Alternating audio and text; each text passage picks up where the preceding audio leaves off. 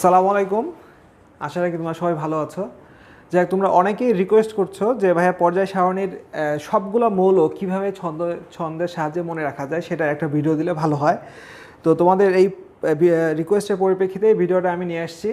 এর আগে আমি পর্যায় সারণীর উপর 3টা ভিডিও দিয়েছিলাম। একটা হচ্ছে যে পারমাণবিক ভর কীভাবে মনে রাখা যায়, মাত্র 4টা নিয়ম মনে রাখলে তুমি 30টা মৌলের পারমাণবিক ভর মনে রাখতে পারবা।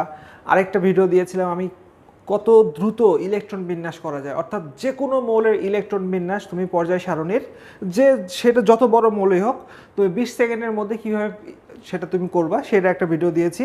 আর আরেকটা ভিডিও দিয়েছি যে কোনো ধরনের ইলেকট্রন বিন্যাস ছাড়া একদম চোখ বন্ধ করে 10 সেকেন্ডের মধ্যে কি করে তুমি যে কোনো মৌলের অবস্থান, অর্থাৎ সে কোন পর্যায়ে কোন গ্রুপে আছে সেটা নির্ণয় করতে পারবা। এর উপরে ভিডিওটা আমি দিয়েছি।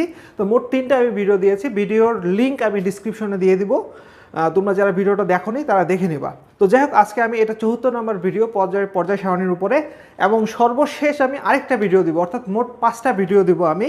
তো আজকে যে ভিডিওটা তোমাদের দিব সেটা হচ্ছে যে ছন্দে ছন্দে পর্যায় সারণী, অর্থাৎ মোটামুটি তোমার 118টা মৌলেরই নাম তুমি ছন্দের সাহায্যে মনে রাখতে পারবা। তোমরা ভিডিওটা একদম শুরু থেকে শেষ পর্যন্ত দেখবা, হ্যাঁ? তাহলে যে জিনিসটা হবে যে তোমাদের 118টা মৌলের নামই মুখস্থ হয়ে যাবে ইনশাল্লাহ। ফার্স্টেই তাহলে আমরা গ্রুপ 1 থেকে শুরু করি। আমি আজকে তোমাদেরকে যেটা দিব যে S block, P block, D block এবং এফ ব্লক, 4টা ব্লককে আমি আলাদা আলাদাভাবে তোমাকে ছন্দের সাহায্যে বুঝিয়ে দিব। তো ছন্দের মধ্যে প্রথম দিকে কিছু কমন ছন্দ থাকলেও আমার বিশ্বাস যে পরের যে ছন্দগুলো ডি ব্লক এবং এফ ব্লক, এগুলা টোটালি আনকমন, এবং তোমরা মনে হয় না অন্য কোনো ভিডিওতে এই জিনিসগুলো পাবো আর কি। তো ফার্স্টে আমরা এস ব্লক দিয়ে শুরু করি।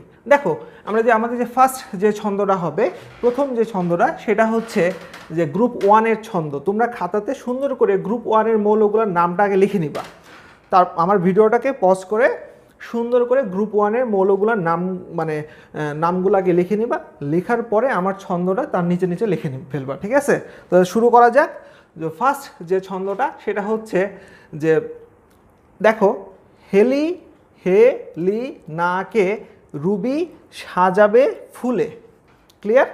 মানে হেলিনা একজনের নাম, হেলিনাকে রুবি সাজাবে ফুলে। মনে করো যে হেলিনার বিয়ে হচ্ছে আজকে বিয়ে, তো সুন্দর করে রুবি হেলিনাকে ফুল দিয়ে সাজিয়ে দিবে, ঠিক আছে? তাহলে আমরা কি লিখবো? হেলিনাকে রুবি সাজাবে ফুলে। ওকে, আচ্ছা, তাহলে এটা তো হয়ে গেল। এখন আমরা 2 নম্বর গ্রুপে যাই। 2 নম্বর গ্রুপে আমরা কি দেখব? যে বিরিয়ানি মুগলাই কাবাব সরিয়ে বাটিতে রাখ। যেহেতু দেখো হেলিনার বিয়ে, এই জন্য তাকে সাজানো হচ্ছে, বিয়ে বাড়িতে অনেক খাবার হয়, তো সেই হিসাবে তোমার বিরিয়ানি মুগলাই কাবাব সরিয়ে বাটিতে রাখ, ঠিক আছে? তাহলে আমরা কি বললাম? বিরিয়ানি মুগলাই কাবাব সরিয়ে বাটিতে রাখ। ওকে, তোমরা সুন্দর করে এই 2 নম্বর গ্রুপের নাম লিখবা, মৌলগুলোর নাম লিখবা, তার নিচে আমার ছন্দটা এই ভিডিওটা পজ করে সুন্দর করে লিখে নিয়ে নিবা, ঠিক আছে? আচ্ছা, তাহলে আমার এস ব্লকের মৌলগুলা কিন্তু হয়ে গেল। এস ব্লকের আরেকটা মৌল আছে, সেটা হচ্ছে হিলিয়াম। হিলিয়াম তো চলে গেল নিষ্ক্রিয় গ্যাসে। তো আমরা যখন নিষ্ক্রিয় গ্যাসের নাম পড়ব তখন আমরা এই হিলিয়ামের নামটা আমাদের ওইখানে চলে আসবে। ক্লিয়ার? তাহলে দেখো, এখন আমরা 13 নম্বর গ্রুপে যাই। 13 নম্বর গ্রুপে আমরা পি ব্লকে যাব। পি ব্লকের মৌলগুলো আমরা দেখব ছন্দের সাহায্যে কিভাবে মনে রাখা যায়। তো দেখো, ফার্স্টে আছে বোরন। তাহলে আমরা এখানে বলতে পারি যে বাংলাদেশের আলমগীর গেল ইন্ডিয়ার তেল নিতে। আমি আবারও বলছি, বাংলাদেশের আলমগীর গেল ইন্ডিয়ার তেল নিতে, ঠিক আছে? আচ্ছা, তাহলে দেখো, এখন আমাদের 14 নম্বর গ্রুপের মৌল আমরা শিখব। তো 14 নম্বরে প্রথমে কি আছে? কার্বন। তাহলে আমরা কি বলবো? যে কুয়েত সিটিতে গেলে সোনা পাবে ফিরে। অর্থাৎ দেখা যাচ্ছে কারো স্বর্ণ হারিয়ে গেছে, তো আমি তাকে বলছি যে কুয়েত সিটিতে গেলে স্বর্ণ পাবে ফিরে। এইভাবে সুন্দর করে মৌলগুলোর নাম লিখে ছন্দটা ওই প্রত্যেকটা শব্দ এই মৌলগুলোর নামের সাথে সাথে মিলে তোমরা খাতাতে নোট করে ফেলবে। ওকে, আচ্ছা, তাহলে দেখো, এখন আমরা 15 নম্বর গ্রুপে যাব। 15 নম্বর গ্রুপে যাব। তো 15 নম্বর গ্রুপে কে আছে? প্রথমে নাইট্রোজেন। তাহলে আমরা কি বলবো? যে নানির পোলা আসলাম সাব্বির বিশু গেল মস্কোতে। নানির পোলা কি হয়? তোমার মামা হয়। নাকি? নানির পোলা মানে তো মামা, তাহলে মনে করো যে 3টা মামা আছে, যে নানির পোলা আসলাম, সাব্বির, বিশু গেল মস্কোতে। ঠিক আছে, আমরা এইভাবে মনে রাখবো। তাহলে এটা গেলো আমার 15 নম্বর গ্রুপের। তাহলে এখন আমরা যাব হচ্ছে 16 নম্বর গ্রুপ। 16 নম্বর গ্রুপের ফার্স্টে কে আছে? অক্সিজেন। তাহলে আমরা কীভাবে বলতে পারি এটাকে?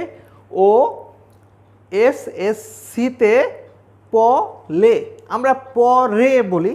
ও এসএসসিতে পরে আমরা রেটা ইউজ না করে লে বলবো, কারণ দেখো আমরা অনেক সময় বাচ্চাদেরকে আদর করে বইটা উলে উলে উলে, তো ওই লেটা আমরা এখানে ইউজ করব। ঠিক আছে, তাহলে ও এস এস সিতে প লে, এইভাবে আমরা 16 নম্বর গ্রুপের মৌলগুলোর নাম মনে রাখবো। আচ্ছা, এরপরে আছে হচ্ছে 17 নম্বর গ্রুপ। 17 নম্বর গ্রুপ হচ্ছে হ্যালোজেন। তো হ্যালোজেনকে আমরা এইভাবে নামকরণগুলো করতে পারি, কারণ হ্যালোজেনের প্রথমে আছে হচ্ছে ফ্লোরিন। তাহলে ফুল ছিললে বুরু আবার আসবে তেরে। ঠিক আছে, মানে দেখা যাচ্ছে যে একটা বাগানের একটা বুরু মালি আছে, তা তুমি বাগানে ফুল ছিঁড়তে গেছো, তো তোমার বন্ধু তোমাকে বলছে যে ফুল ছিঁড়লে বুরু আবার আসবে তেরে, মানে তুমি যদি ফুল ছিঁড়ো তাহলে বুরু আবার তেরে আসবে। ক্লিয়ার? আমাদের সর্বশেষ যে গ্রুপটা আছে পর্যায় সারণীর এবং পি ব্লক মৌলের, সেটা হচ্ছে 18 নম্বর গ্রুপ। 18 নম্বর গ্রুপটা হচ্ছে আমাদের নিষ্ক্রিয় গ্যাসের গ্রুপ। তাহলে নিষ্ক্রিয় গ্যাসের ফার্স্টে শুরু হচ্ছে হিলিয়াম দিয়ে। তাহলে আমরা এখানে কি ছন্দ ইউজ করতে পারি? সেটা হচ্ছে যে হেলি, নিতু আর করিম যাবে রানীর আগে, অর্থাৎ তারা কোথাও যাচ্ছে। তো আমি বলছি যে হেলি, নিতু আর করিম, এই 3জন হেলি, নিতু আর করিম যাবে কার আগে? রানীর আগে। ক্লিয়ার? তাহলে হেলি, নিতু আর করিম যাবে রানীর আগে। তাহলে দেখো আমাদের কিন্তু মোটামুটি এই পি ব্লক মৌলের যে 36টা মৌল ছিল আর হিলিয়াম সহ 37টা, হিলিয়াম যদি হচ্ছে তোমার এস ব্লকের, তাহলে আমাদের এই 36 এবং 37টা মৌল আর এইখান থেকে তোমার 13টা, তাহলে 37 আর 13 মোটামুটি 50টা মৌলে কিন্তু ছন্দ আমরা দিয়ে ফেলেছি। তো এখন আমরা যে কাজটা করব, যে ডি ব্লক মৌল এবং এফ ব্লক মৌল, এই যে মৌলগুলো আছে এগুলো আমরা ছন্দে ছন্দে পড়ার চেষ্টা করব। ঠিক আছে, ওকে ফাইন। তাহলে ডি ব্লক মৌলগুলোকে আমরা কিভাবে পড়বো? এতক্ষণ আমরা এস ব্লক আর পি ব্লক মৌলগুলোকে কিন্তু আমরা গ্রুপ ওয়াইজ মুখস্থ করে মানে ছন্দ দিয়েছি। আর এখন আমরা যে কাজটা করব, যে ডি ব্লক মৌলগুলো যেভাবে আছে এটা আমরা পর্যায় ওয়াইজ মুখস্থ করবো। ঠিক আছে, পর্যায় ওয়াইজ, কারণ আমাদের তো গ্রুপ ওয়াইজ মুখস্থ করলে মাত্র 4টা করে পড়ছে, তো পর্যায় ওয়াইজ মুখস্থ করলে আমাদের জন্য সুবিধা হবে। তাহলে দেখো 4 নম্বর পর্যায়ের যে ডি ব্লক মৌলগুলো আছে, 4 নম্বর পর্যায়ের ডি ব্লক মৌল কে কে আছে? স্ক্যান্ডিয়াম থেকে শুরু করে জিঙ্ক পর্যন্ত আছে। এটা আমরা তাহলে কীভাবে মনে রাখবো? তাহলে এটা মনে রাখার জন্য দেখো যে সায়েন্স টিচার ভুল করে, তাহলে সায়েন্স টিচার ভুল করে মোবাইল ফেলে কলম নিয়ে ক্লাসে যান। ঠিক আছে, মানে একজন সায়েন্সের টিচার উনি কি করেছেন, যে সায়েন্স টিচার ভুল করে মোবাইল ফেলে কলম নিয়ে ক্লাসে যান। ক্লিয়ার?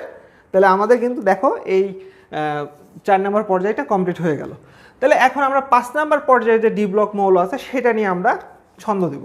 দেখো ওয়াই দিয়ে আসলে বাংলায় ছন্দ মানে শব্দ বানানোটা একটু কঠিন, এই জন্য আমরা ওয়াই এর বদলে আমরা ইউ ইউজ করতে পারি, মানে ইউ লেখার জন্য আগে ওয়াই ইউজ করতে হয় না। তো ইউ এর বাংলা কি? তুমি। তাহলে আমরা এখানে বলতে পারি তোমার জরিনা নীরবে মনটাকে রুমে রেখে পড়ছে AGCD। আমরা সাধারণত কি বলি? পড়ছে ABCD। তো তুমি যেটা করবা যে ছন্দটা মনে রাখার জন্য এখানে এ বির জায়গায় AG বলবা, AGCD। তাহলে ঠিক আছে। এখন দেখো আমাদের 6 নম্বর পর্যায়ের যে মৌলগুলো আছে, তো এটা হাফ নিয়ম দিয়ে শুরু। তাহলে আমরা এটা কিভাবে শুরু করতে পারি ছন্দটা? যে হাফ তেল তুলে। এখন ডাব্লিউ দিয়ে বাংলা শব্দ মিলানোটা একটু মুশকিল, এই জন্য আমি যেটা করেছি যে হাফ তেল তুলেতে ট্রান্সট্যান্ট, হাফ তেল তুলে রেনি একজনের নাম, ও আইরিন প্লেনে অস্ট্রেলিয়া উড়াল মারছে। ক্লিয়ার? তাহলে হাফ তেল তুলে রেনি ও আইরিন প্লেনে অস্ট্রেলিয়া উড়াল মারছে। উড়াল এই শব্দটা ছন্দ মিলানোর জন্য ইউজ করা হয়েছে, আর মার্চেতে হচ্ছে এখানে মার্কারি আসবে। ওকে, তাহলে আমাদের কিন্তু দেখো 6 নম্বর পর্যায়টাও কমপ্লিট হয়ে গেল। এখন আমরা দেখব হচ্ছে আমাদের 7 নম্বর পর্যায়ে ডি ব্লক মৌলগুলা। তো 7 নম্বর পর্যায়ে ডি ব্লক মূল কি? রাদারফোর্ডিয়াম। ফার্স্টে রাদারফোর্ডিয়াম দিয়ে শুরু হয়েছে। তাহলে আমরা এটা কিভাবে ছন্দটা তৈরি করব বা কীভাবে ছন্দটা তৈরি করবো? দেখো, রাদারফোর্ড দুলাভাইয়ের সাথে বাইরে হেঁটে মেয়ে দেখছে রঙিন কাচে। অর্থাৎ রাদারফোর্ড মহান একজন বিজ্ঞানী, আমরা জানি যে উনি একটা পরমাণু মডেল দিয়েছেন। তো উনি কি করছেন যে দুলাভাইয়ের সাথে বাইরে হেঁটে মেয়ে দেখছে রঙিন কাচে। রঙিন কাচে মানে কি? সানগ্লাস দিয়ে, ঠিক আছে? তো হয় না এরকম যে বাইরে হাঁটতে হাঁটতে হাঁটতে হাঁটতে অনেকে মেয়ে দেখে সানগ্লাস পরে খুব স্টাইল নিয়ে, তো রাদারফোর্ডও তাই করছিলেন আর কি। যাক, এটা হচ্ছে ছন্দ মিলানোর জন্য আমরা এটা তৈরি করেছি যে রাদারফোর্ড দুলাভাইয়ের সাথে বাইরে হেঁটে মেয়ে দেখছে রঙিন কাচে। তাহলে দেখো, আমার কিন্তু ডি ব্লকের 4টা পর্যায় ছিল, 4টা পর্যায়ের ছন্দে আমরা কিন্তু পেয়ে গেলাম। তোমরা খুব সুন্দর করে ভিডিওগুলো পজ করে খুব সুন্দর করে খাতায় লিখে নেবে। আমার বিশ্বাস যে এইভাবে তোমরা যদি মনে রাখো, তোমাদের আর ভুল হওয়ার সম্ভাবনা খুবই কম, ঠিক আছে? তো আমাদের এই ডি ব্লকটা কমপ্লিট হলো। এখন আমরা যাব হচ্ছে এফ ব্লকে। এফ ব্লকে দেখো আমাদের যে মৌলগুলো আছে, যদিও তোমার ল্যান্থানাম, অ্যাক্টিনাম এবং থোরিয়াম এই 3টা ডি ব্লকের অন্তর্ভুক্ত, কিন্তু আমরা এই 3টাকে এই ল্যান্থানাইট সারি এবং অ্যাক্টিনাইট সারির সাথেই পড়ে নেব, ঠিক আছে?